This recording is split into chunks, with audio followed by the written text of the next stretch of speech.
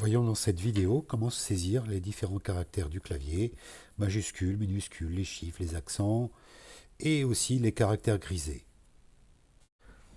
Lorsque je démarre une saisie sur Pages, le premier mot que j'écris comporte une lettre majuscule.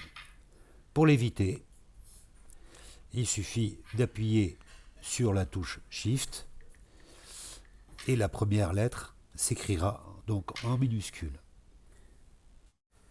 Si je touche deux fois rapidement la touche Shift, elle se trouve maintenant soulignée et toutes les lettres que je saisirai au clavier seront en majuscules.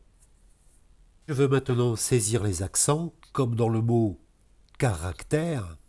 Il me faut toucher longuement la lettre E et choisir donc dans les propositions le bon accent, ici l'accent grave. Et si je poursuis avec le mot accentué, je touche le E et je choisis l'accent aigu.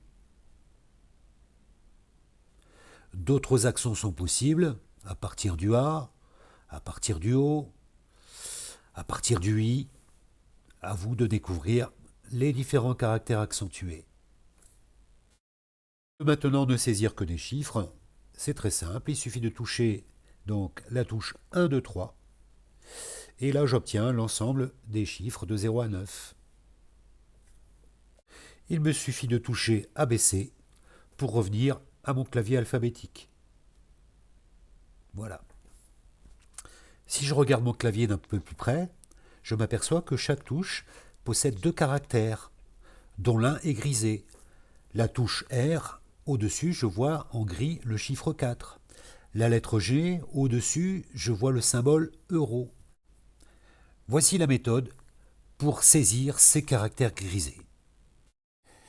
Par exemple, pour saisir le caractère euro, je place mon doigt sur la touche G et je maintiens mon doigt et je le fais glisser vers le bas.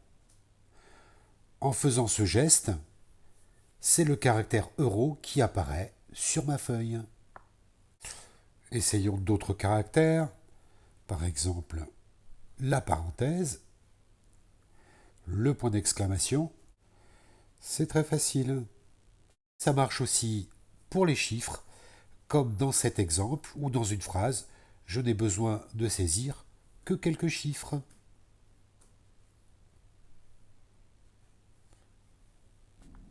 Finissons par une petite astuce.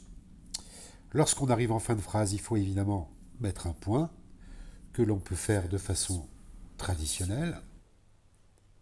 Je peux aussi, par l'astuce suivante, en tapant deux fois rapidement sur la barre d'espace, j'obtiens ce point suivi d'un espace. Car je vous rappelle que lorsqu'on saisit dans un texte une virgule, un point, il ne faut jamais mettre d'espace avant le signe, mais il faut en mettre un après.